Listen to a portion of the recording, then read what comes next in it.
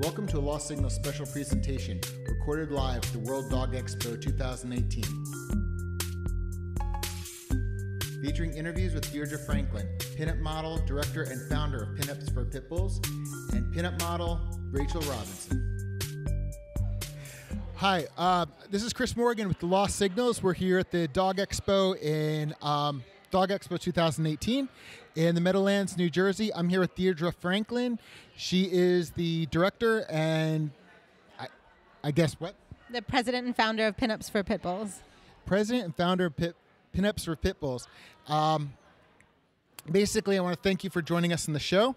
And I'm going to ask you, this is probably a loaded question.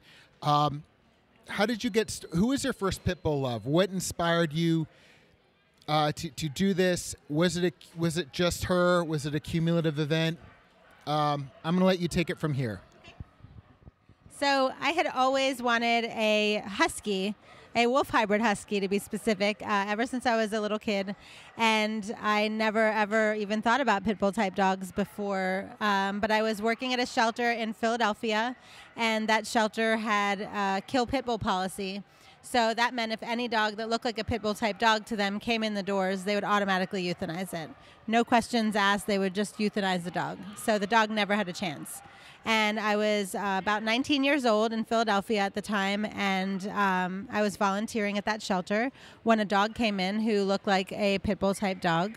And the front desk woman let this lady know that if you're going to leave this dog here that you just found on the street, we're going to euthanize it. So I was like standing there when it happened, and I'd never seen them actually take a dog in that they were going to euthanize right away.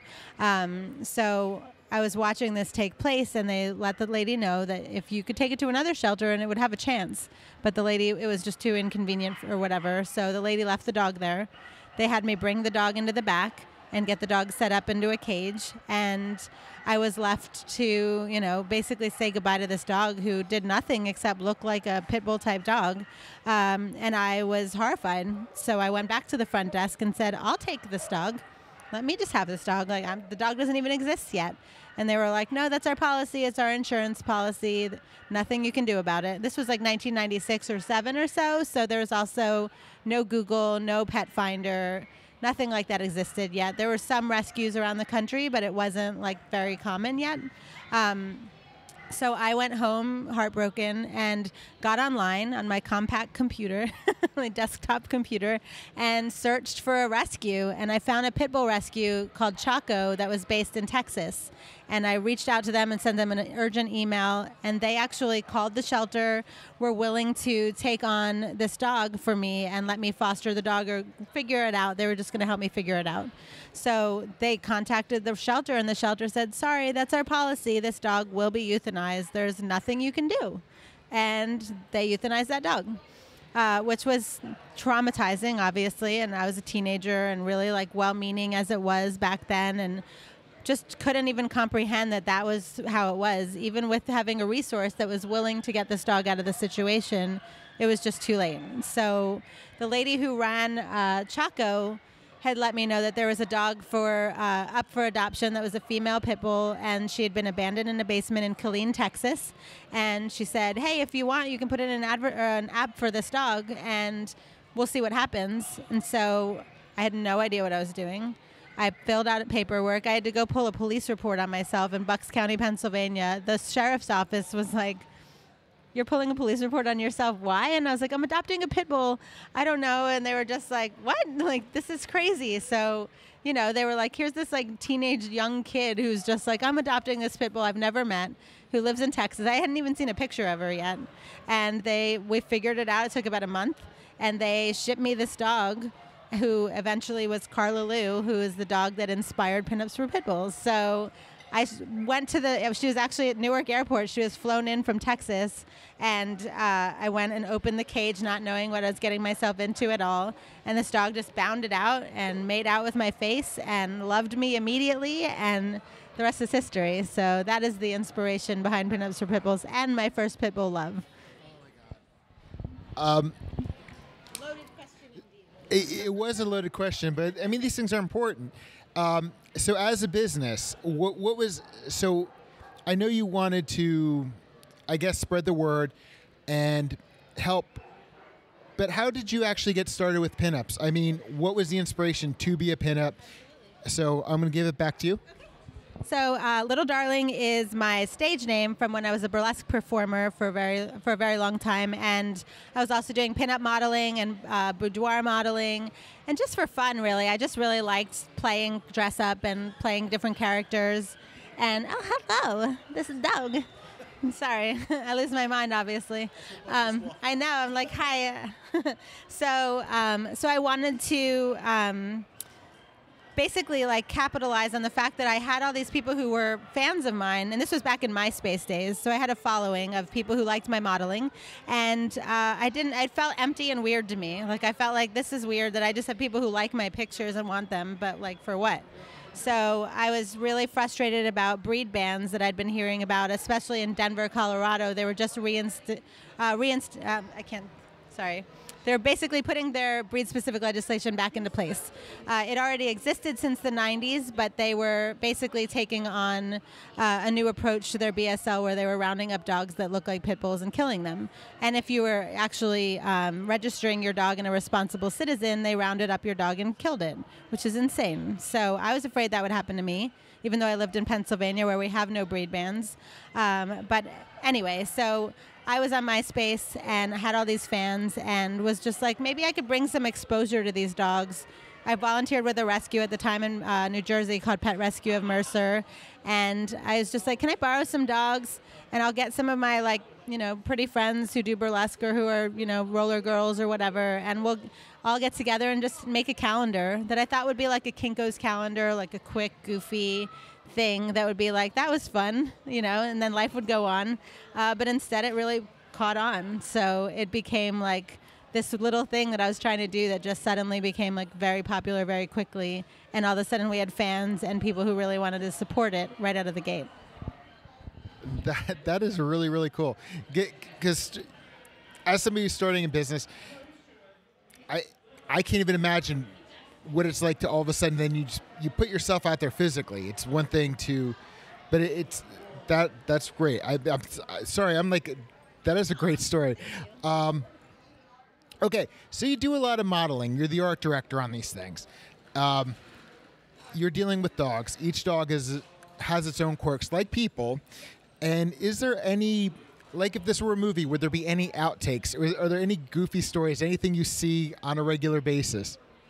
Absolutely. So it's pretty funny. It actually is about 2 hours of hair and makeup that the girls do to be in the calendar. It's a very long process to make everything perfect.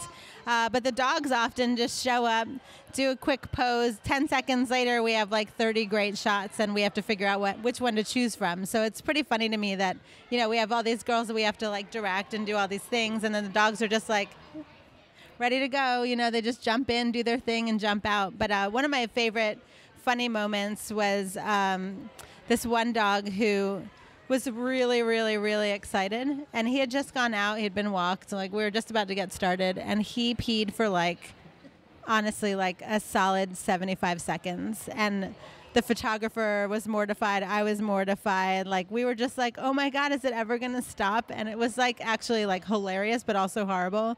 So that was one of the funnier moments as an outtake for sure. All right, you're on the cover of your calendars. Basically, your main logo is you on a motorcycle with the dog in a cart.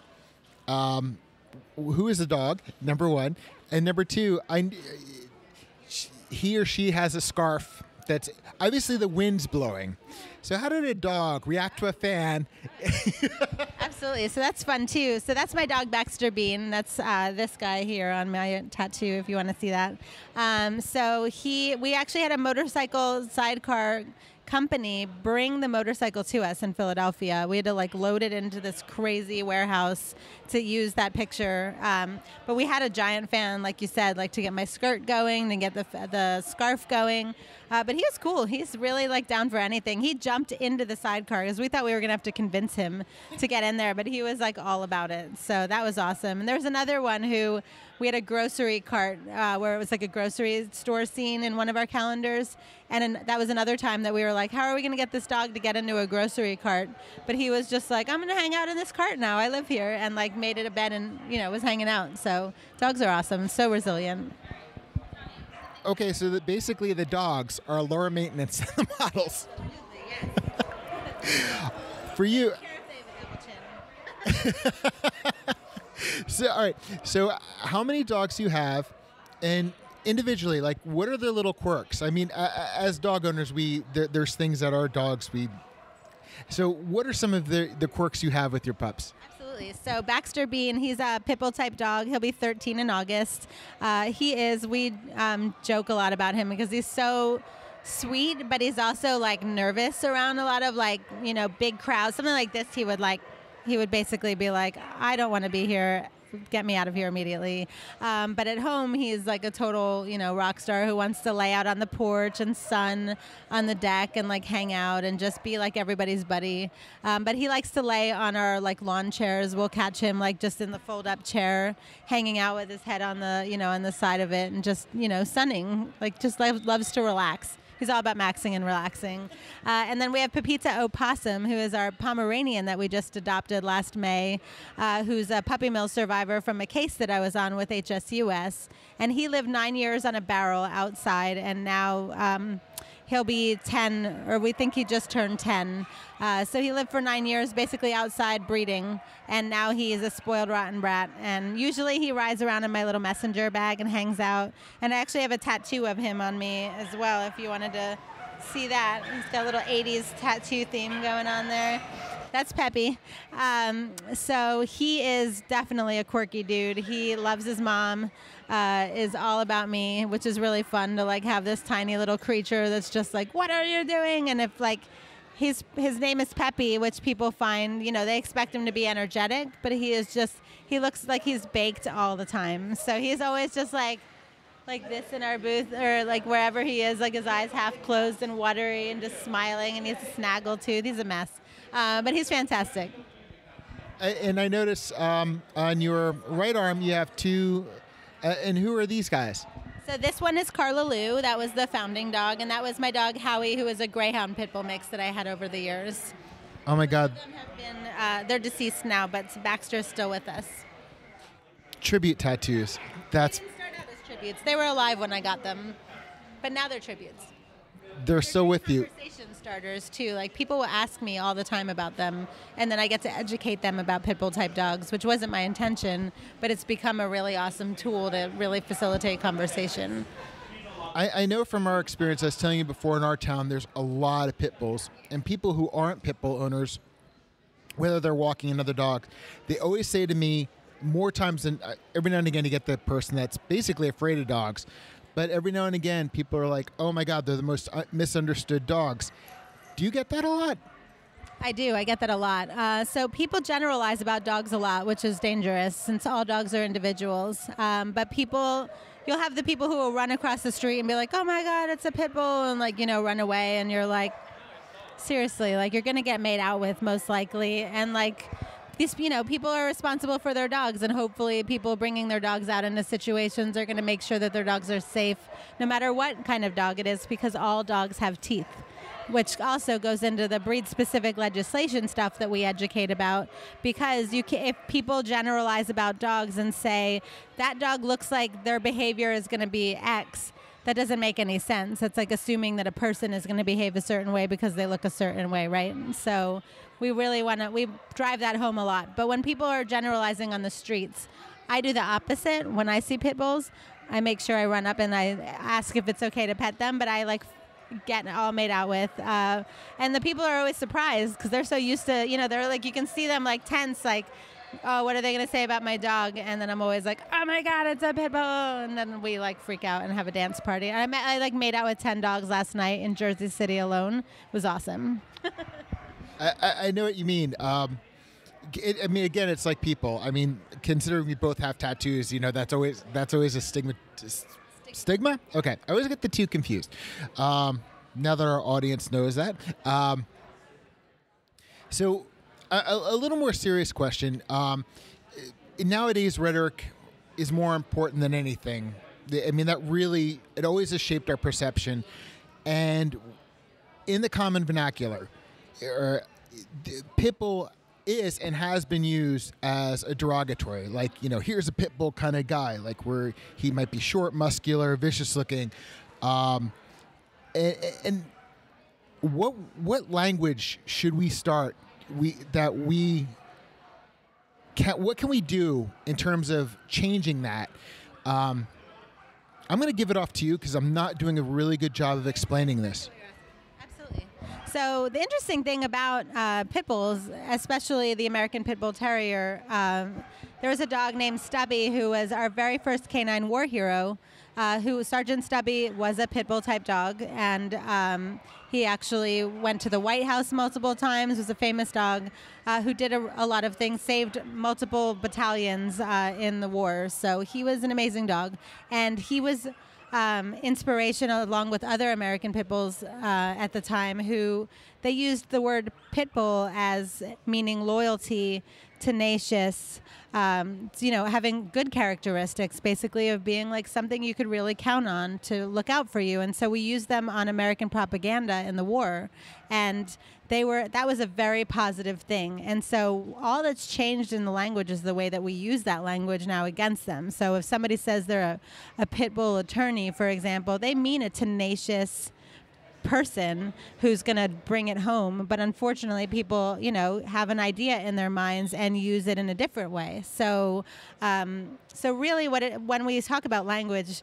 I think the most important thing is for pit bull owners especially, which are dog owners especially, to think about how they're talking about their dogs. So some people like to say, like, if it's not a pit, it's not S, or if it's not this, like, there's a lot of like, don't bully my whatever kind of language. And I feel like that's also, kind of characterizing themselves in that way, where you're coming off as aggressive or you're coming off as defensive, and instead, like, be a good leader to your dog, be a good person to other people, be a community-oriented person, and think about your dog and how you're talking about your dog. So I say, my dog is a dog first. He's a pit bull type dog, sure, but he's just a dog. He needs food, shelter, water, love, like any other dog, and when we get down to basics, like, that's what we need everybody else to understand about them. But then we also want to identify as, well, I'm a pit bull owner, and that's awesome, and you can rally with your friends that are also pit bull owners and, have that community too. But when you're thinking about the public, you really want to think about, like, this is a dog first.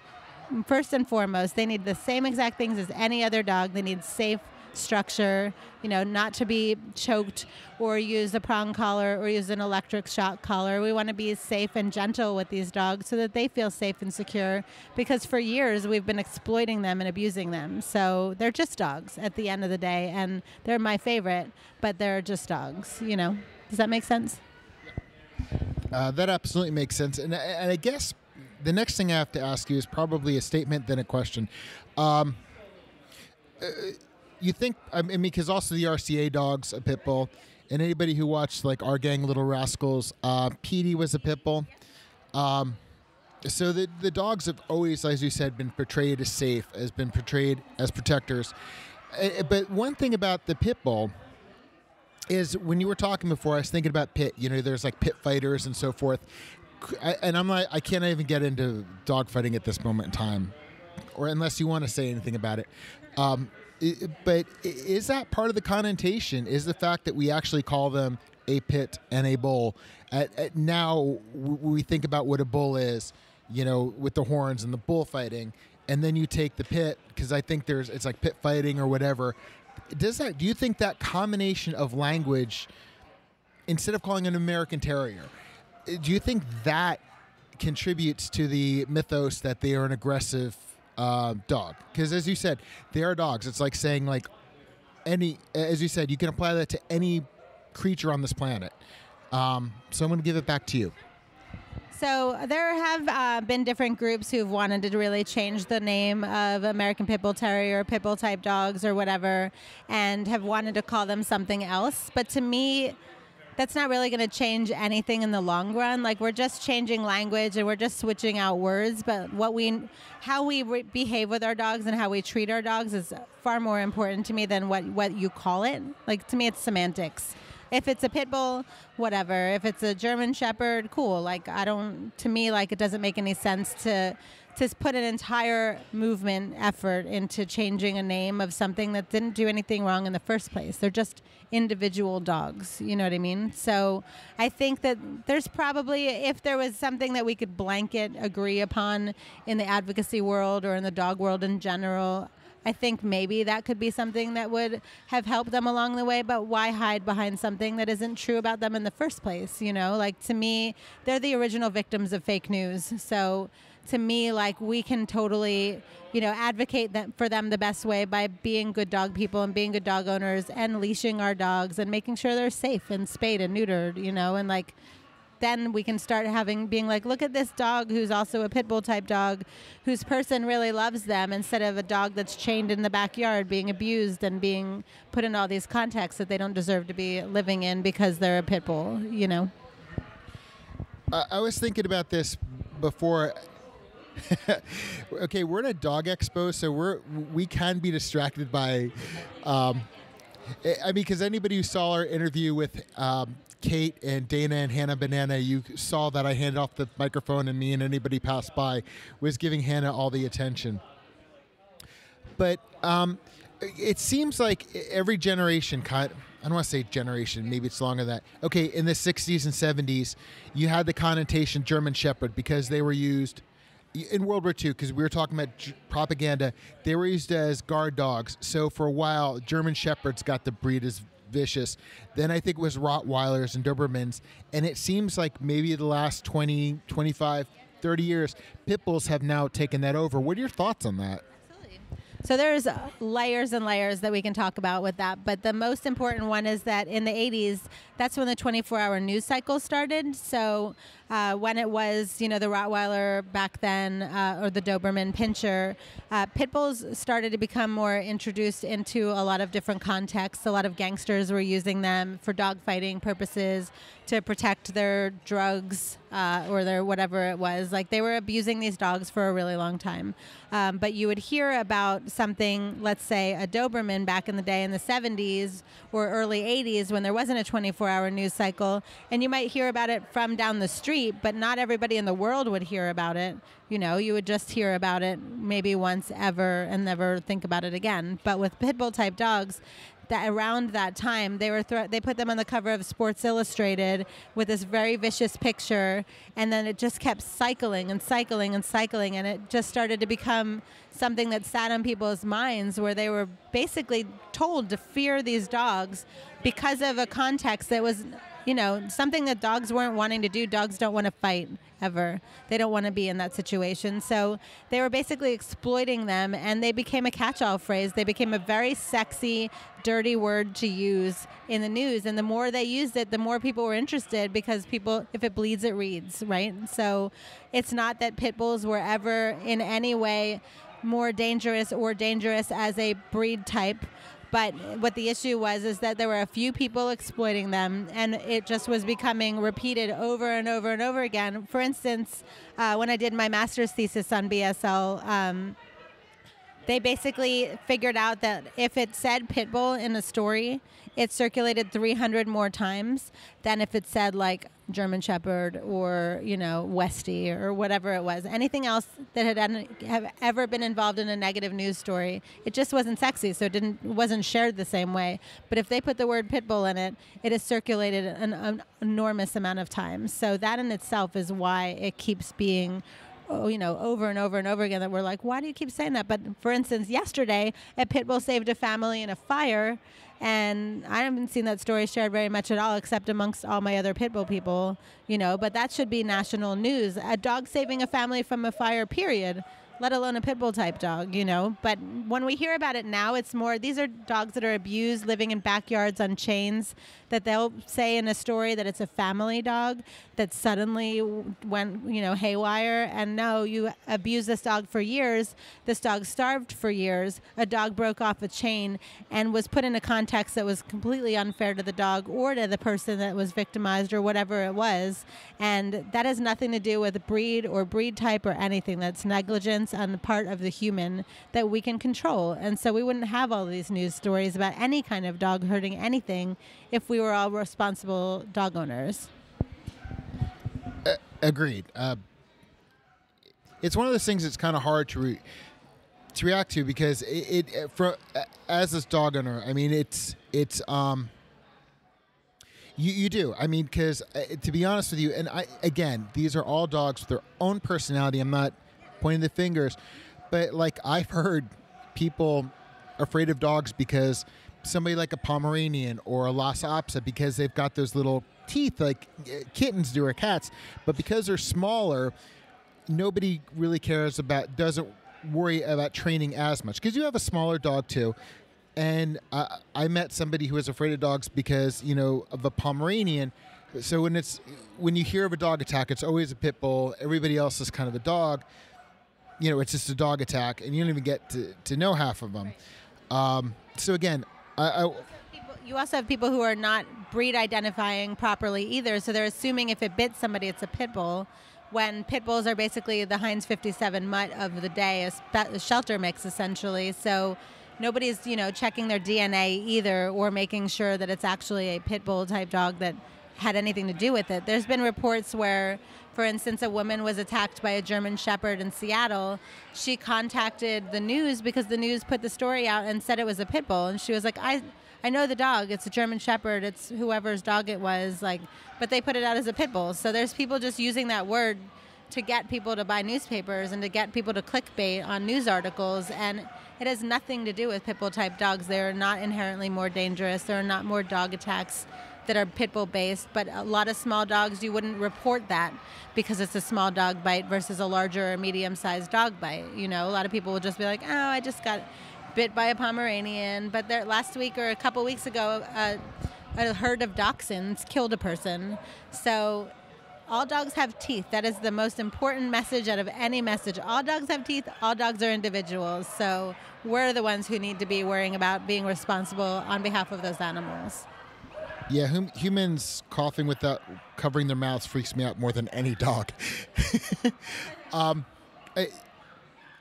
One more thing, because I'll switch the topic back to something happy before we close. When it comes to, I'm going to talk about legislation with animal fighting, because I know there's cockfighting and so forth and dog fighting, and I know it's illegal in most states, but it doesn't seem to. Nobody seems to realize that violent offenders don't start with other adults. They start with animals. They start with children.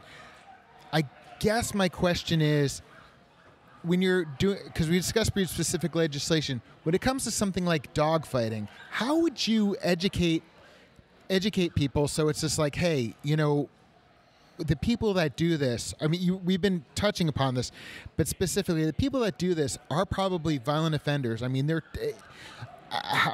What would you do, or what do you suggest how we proceed about getting more politicians to focus on that? We're lucky in New Jersey. We have a former state senator who's a real big advocate trying to educate people. How would you educate people on that? So there's a HSUS dogfighting hotline. That's one of the best ways for people, if they know about actual dogfighting, to help, expose if there is a dogfighting situation that they know of. It starts with children, though. It starts with being able to educate young kids on, there's people are attracted to certain things for a certain reason, and a lot of the times it's because maybe they're exposed to it more or they see it more and it's become normalized. But what we want to do is make sure that children understand that hurting an animal is, not just a federal offense at this point, but it is hurting an animal. It's a sentient being. So we need to start with teaching children compassion in the first place. But what part of the issue with dog fighting, and there are federal dog fighting laws that exist now, but part of the issue is it's tied to a lot of drug trafficking. It's tied to a lot of human trafficking. It's tied to people with a lot of money, like judges and lawyers and people who could do things in the right way, who are making a lot of money off of dog fights, because some of those purses are $150,000, $250,000 on a dog fight. They're not just like small time, people in a back alley. It's a very sophisticated situation, and that's part of the problem is the FBI has to get involved. Certain levels of, different kinds of animal cops or different situations need to be involved, and it's very structured when they actually go in and deal with a dog fight. So it's not just something you can call and then they're going to go deal with it. They usually study it, try to put somebody into the situation where they can get film on the inside, and it's very complicated. So unfortunately, dealing with it on that scale is a lot harder if you're not in law enforcement. But dealing with it at an individual scale, I would say if you have people who are more aware of how to be, a safe dog handler with animals, and also teach that to children early so that they also want to make sure that they're warriors for animals later in life. Okay. I'm going to switch gears because I'm sitting here like, yeah. All right, I'm gonna tell you a happy story, and maybe you can give me a happy story of a rescue. We were at our vet, and somebody brought in a little blue nose and little puppy, and we're like, "Oh my God!" We said hi, and he goes, "Yeah." I'm like, "How old is he?" He's like, "I don't know. I just got him." It's like, "Oh, where?" And he goes, "I saw him in the back of a pickup truck with a chain and a weight pack on him," and that is just a single that they're going to get, that they're getting prepped for dog fighting or something malicious. So he went to his truck and he pulled out some chains. I don't know what they're called. I'm trying to think what they're called too. The little like bolt cutters. Is it bolt cutters? I think so. And he clipped the chain and he brought it immediately into our vet to get him checked out. So, I mean, because we just went on this thing, how to make people aware, there are people in the world who are really aware. Can you give us a story of inspiration? Absolutely. How about a really great statistic, too? So Pinups for Pitbulls last year helped 1,008 dogs saved off of death row. The year before that, it was 1,003 dogs that we saved from death row, and that's through our social media following. We have over 700,000 followers through all of our different channels, and the people that we have that follow us share those dogs, adopt those dogs, get involved, and I find that so incredibly inspiring. We also helped lift 4 different breed-specific legislation laws in the last few months, which has been incredible. So there's a lot of really good stuff happening, and there's a lot of people who are really getting involved. But to me, one of my favorite things ever was when I adopted Pepita Opossum. He had never touched grass before we adopted him, and getting to take him out of the shelter and give him his little like freedom walk and then put him on the ground. I have video of him like touching grass for the first time and him just being like, whoa, what is this? But when he pees, which we discovered, he lifts his leg very daintily to the side of his ear, and it's almost like a ballet pose where he's just like, and I'm always like, oh, you're presenting your penis to the world, I guess. Like, it's just like, hello, here I am. So that's Peppy. He's awesome, too. Yeah. We could talk dog stories all day because, all right, so when we talked to when we talked to Dana and Kate at HorrorCon, and when the guys talked to Kate in Philly at the Comic-Con, I'm definitely plugging that you guys are going to be at the HorrorCon in September in New Jersey. And I'm going to say one more thing. New Jersey is one of 13 states now, and correct me if I'm wrong if there are more, but it is illegal for us to have breed-specific legislation. I know Florida and Colorado. 21 states. 21 states now. You're based in North Carolina now? We still have breed-specific legislation, but yes, I'm in North Carolina. Okay, so you're working out of the trenches. Okay, I want to say one thing that Dana and Kate emphasized is that you go to Pinups for Pitbulls, and when you bring out these dogs, as somebody who follows you or myself, they say that if you follow them on social media, anytime you share these, because you just gave us some great statistics, it's important to follow you to anything you put up to share these things, because you don't know who's going to see it, a friend of a friend. So I wanted to bring that because they brought up the last time we. One point to that too. So when people see a negative story, for whatever reason, people want to share that because it makes them really, really angry. And so they feel like they're kind of sharing with their community by being frustrated. But on the topic of sharing dogs, for example, from our Facebook page, if you share a positive story, if you see a positive story, share that. Make sure that gets networked more. And our friend Rebecca Corey has pointed out, share 5 every time you see a bad story out there. Share 5 great stories instead, and stop sharing the other stories, because that's clickbait oriented. So the more you're sharing that, the more you're reinforcing, if it says Pitbull and it's negative, then they're going to keep using that word over and over again because they get more follows and more likes and more shares or whatever from the negative stuff, right? So share the good stuff. Share Pinups for Pitbulls. Everything you're seeing in the media about not sharing fake news and to check your sources definitely applies to Pitbull owners as well.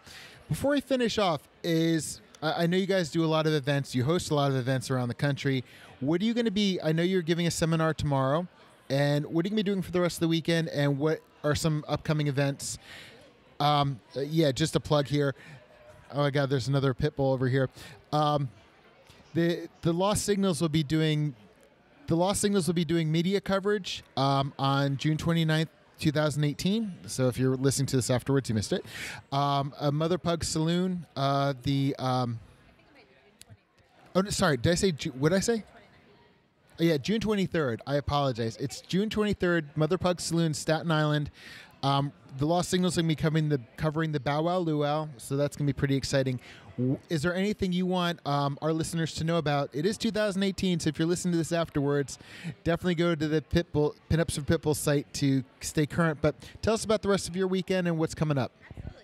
So I'll be teaching a seminar on breed-specific legislation tomorrow here at the World Dog Expo, but I'm most looking forward to the Bark to the Future event, which is taking place in October in Philadelphia. We're doing a pinup prom, and it's going to be inspired by Back to the Future's Enchantment Under the Sea prom. So it's going to be a 50s and 80s themed prom, which is going to be ridiculous. But that's one of the bigger events that I'm helping host. But this week we're actually shooting the 2019 calendar. So people can pre-order at the pinupsforpitbulls.org. They can pre-order the calendar, but we're shooting the whole thing this week. So I'm super excited about that. I'm definitely going to be on the lookout for it, and I'm definitely going to check out in Philly, and then later on in October you're going to have the zombie walk. Yes, I don't know the date of that, but yeah, we have Dog Walk of the Dead. They're doing a zombie pinup contest as well. That's awesome, especially today. Deirdre, I want to thank you so much for your time. I know you got a busy weekend, and a pleasure always. Thank you so much. And this is Chris Morgan from the Lost Signals, wishing everybody peace and long life. Hello, this is Chris Morgan from the Lost Signals, and we are at Dog Expo 2018 in the Meadowlands, New Jersey. I'm here with Rachel Robinson. Welcome to the show. Hi, it's nice to be here. It's great to have you. So, Rachel, you work a lot.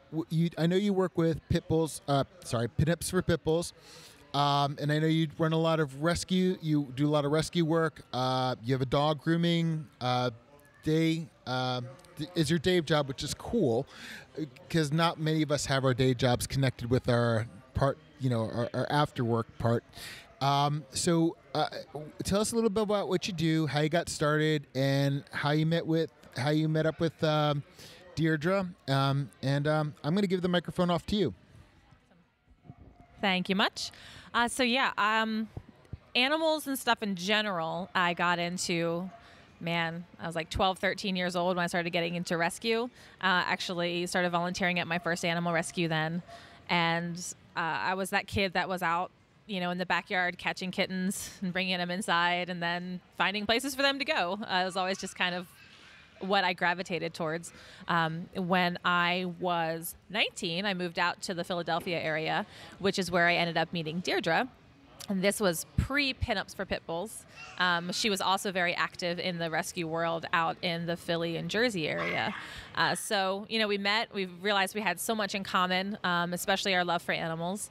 And when she started Pinups for Pitbulls, it was sort of a natural fit that I would just kind of be the helper and be able to help get things started. And, that's it. And you've been a Pitbull. Oh, sorry, God, you've been a Pitbull model, right? You've been a Pinups model. Had you done modeling before? I know that you said you and your husband are musicians, so I'm assuming you've got somewhat of an entertainment background. And how did you get started in the Pinups? If you did modeling and so forth? I'm leaving it back to you. So I'm fairly used to sort of, I guess you would say, like media stuff, photo shoots, all that kind of thing. I never really considered myself a model per se. I have been lucky enough to be in the calendar, I believe, 3 times. Back in the beginning, we used to have to go and search for people to be in the calendar. We used to, Deirdre would go ask her modeling friends and, different people like, hey, I'm trying to do this fundraiser and I'm trying to do this thing. Will you come be in it? So that was actually, I think, my first photo shoot, actual real professional photo shoot was that first calendar year. And I was lucky enough to be in it a few times after that. Now I really enjoy working behind the scenes, getting new girls, getting some fresh blood in there, and, helping the new advocates out and everything. Yeah. And as somebody who used to be in the front, I really like being in the background. Now I'm doing interviews again, so I guess so. You're up here. You obviously you were saying that you do a lot of traveling. What do you? I mean, are you traveling for Pinups, or is it independent? Are you doing rescues? Like I said, tell us a little about what you do. A little more about what your travels are like and so forth, because obviously you're here with Pinups, so. Yeah, so I am from the central Pennsylvania region where not a lot happens. But what's nice about it is that I tend to be pretty close to where stuff happens. Like I'm an hour from Harrisburg. I'm an hour from Baltimore. I'm a few hours from New York. So that's very convenient, 2 hours from Philly. So yeah, a lot of my traveling ends up being dog related. I do a lot of events like this, expos. We do a lot of adoption day events, that sort of stuff.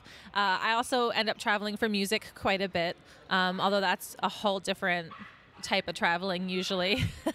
That's more, you end up into overnight stays and stuff like that when you've got, a gig going on that's late at night. So honestly, as long as there's something good happening and I can be a part of it and I can have fun and meet great new people, and if I get to help dogs along the way, I'm down to travel pretty much anywhere.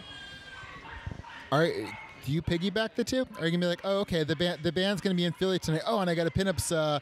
We got Comic-Con or something the next day.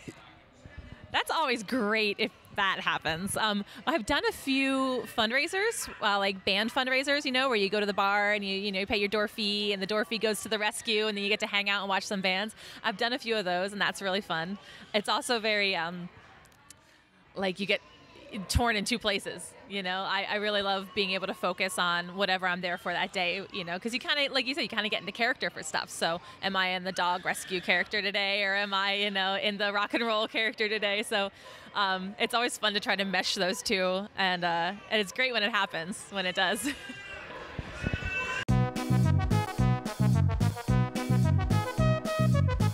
So Rachel, in addition to a rescuer of animals of all sorts, you are also a musician as the court composer for the Lost Signals. I am going to derail, and I want to know what you're doing, when you got started in music, and did it somehow did one cross over to being a pinup?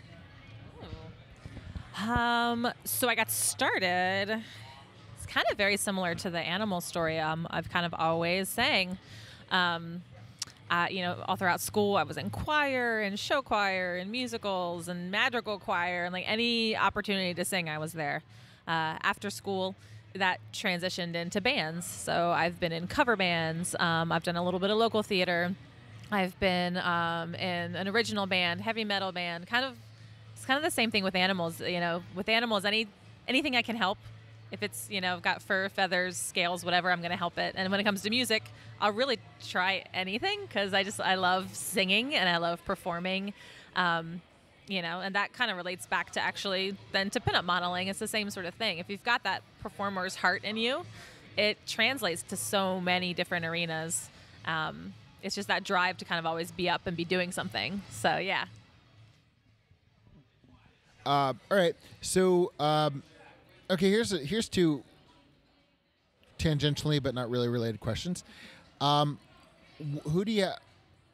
animals do you have at home? Pit bulls, cats. You said you rescue a lot, so I'm assuming you've got a big family. And musically, what are your preferences? I mean, I know that's kind of like saying, okay, I like everything from blah, blah, blah, blah, blah. But, like, who would be some of your influences? Okay, so pets. Yes, I have an alarming amount of pets. I'm a veterinary technician and a dog groomer, and both of those, like, day jobs, animals just kind of tend to find me, like, literally have shown up at my doorstep, like, quite literally run up to my fence and said, "Hi, let me in." So that's translated into keeping a lot of critters. So I have 3 dogs. I have a German Shepherd, I have a Pitbull mix, and I have a Bichon. I have a lot of cats, a lot. I'm in the double digits with cats. I'm officially a crazy cat lady. There's a lot of them. They really are like potato chips. You just can't have one, and once you have them, what's one more? No problem. Come on in. I have a rabbit that we saved. My husband actually brought her home from a meat farm, and we named her Dumpling, which is hilarious. We have 3 turtles. We have a bearded dragon. We have a little anole lizard. We also have, let me see, I'm placing everybody in my head.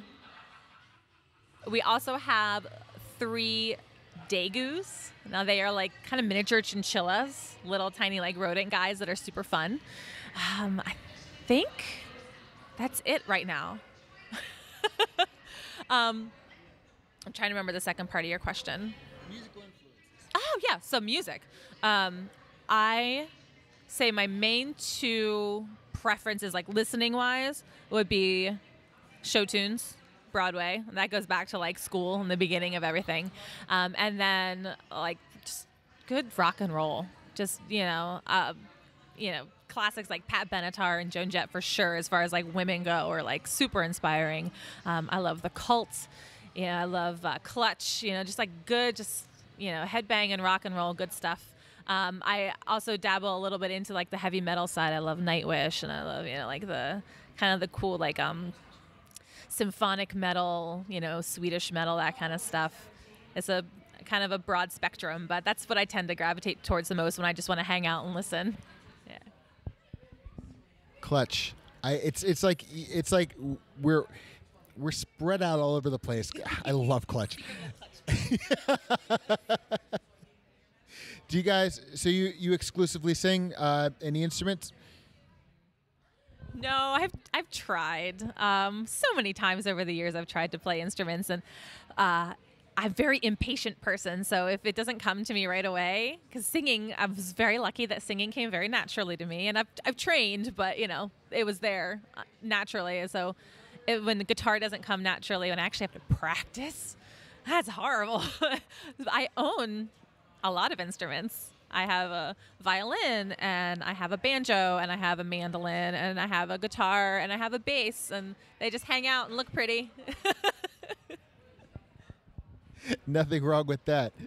All right, here's another 2-pointed, but this is actually more related. I know your husband's a singer too, and you're both in different bands. Could you want to give us a little plug on your bands, where you're going to be? And do you guys go out and travel at the same time? And if you do, who takes care of all the animals? Yeah, we rarely end up at the same events at the same time for that exact reason. When we do, my mom is an angel and takes very good care of our critters. We don't have any human children. We have as our fur babies. So my mom has embraced that, and she is the best grandma to our kids. So we're lucky there. for a short amount of time, a year or two ago, my husband and I were actually in a band together. It was like a symphonic metal band, and it was called Seraphine. So that was really fun while we had that going on, because it was something we could do together creatively, and we did get to travel and do a lot of shows together with that. Currently, I am sort of between projects. My husband is in a metal band called Wrath of Typhon, and they were actually just recently signed to Lost Apparition Records. They recently also released their second full-length album, so they have those guys out there. They're everywhere. They're Facebook, Twitter. They have Bandcamp, Reverb Nation. Their stuff is all over. You can get digital downloads, and they even have vinyl and, of course, CDs and everything. They play out live all the time. So if you hit up their Facebook page, Wrath of Typhon, you'll see their stuff all over. That's that's really cool. It's so this is kind of, so was your husband on both of the records? Oh yeah, he's been in that band. I think since its inception. He was one of the founding members, and he is like this insane master writer. He does most of the lyric writing, and he did when we were in our band together as well. He's one of those like evil geniuses that can sit down and just come up with like 8 pages of like mind-blowing lyrics in like 2 seconds. And be like, yeah, I wrote a song today. Cool. So yeah, he does a lot of that. The guys in the band, he has a really great band where they collaborate together, and they come up with really great themes for their albums. They try to speak to kind of the state of the world today and social issues, but not like in your face, like really obvious, like this is a social issue. It's just kind of a cool metal song, and then you'll be like, oh, this makes me feel this way. And they're really creative and awesome with the way they've done their records. They're really great. That's awesome. And we'll make sure to tag you guys when we post this, because this is working up toward the lead up to the Bow Wow Luau we're going to be covering. And I want to know, because you do work with Pinups, and you do, because we should get back to the dogs. You do a lot of work for Pinups. I know there's the Walk of the Dead. Is there anything you with Pinups or you with some of the other organizations you have? It is 2018, so if you're listening to this interview after that, this is going to be a little dated. But if you listen to this in June 2018, is there anything you want to plug as far as upcoming events with regard to animals? Yes. So you mentioned the Bow Wow Luau. That is a great one we have coming up. The one I'm most excited about is in October, and it is our Pinup prom that we're having in the Philadelphia area. It's sort of our celebration to Pitbull Awareness Day and all of the Pitbull rescuers and advocates and educators out there. It's sort of a little celebration for pinups for Pitbulls, since we've been around for over a decade now doing what we do. So it's called Bark to the Future, a pinup prom. You can check out all the events and get tickets for that on our website, which is pinupsforpitbulls.org. That, I think, is the one I've been doing a lot of some of the behind-the-scenes organizing and stuff on. I'm really excited about that. All right. Before we sign out, you did plug your husband. Is he going on tour? Not officially. Not officially. But we will. Sorry, we'll be. I guess. Are you going to be at the Walk of the Dead? Or are you going to be at the Luau? No, unfortunately, I won't be able to make those guys. Well, I'm sure you'll be there in spirit. I'm gonna. Personally, my wife and I'll try to be at the Bark to the Future. And definitely try to bring the Walk of the Dead. We're going to see if we can get our dogs there. Rachel, is there anything you want to mention to us before we head out? Oh, wow, we hit a lot of the major things that my life is about, which is basically dogs and music and dogs again. I guess if I wanted to plug one more thing, it would just be, adopt. If you've want to get a friend in your life, check out your local animal shelter, because there's somebody there that's just waiting to love you. Well, Rachel Robinson, I thank you so much for your time. I love the fact that you're sharing about music, that you're sharing about dogs. Those are two of my passions, so this might be a little personal, but again, thank you so much for your time. Thank you so much for having me. And this is Chris Morgan with The Lost Signals, and I say peace and long life. Editing and engineering by Christopher Morgan. Music by Christopher Morgan. Check us out on YouTube and iTunes for the shows, and on Facebook and Twitter for updates.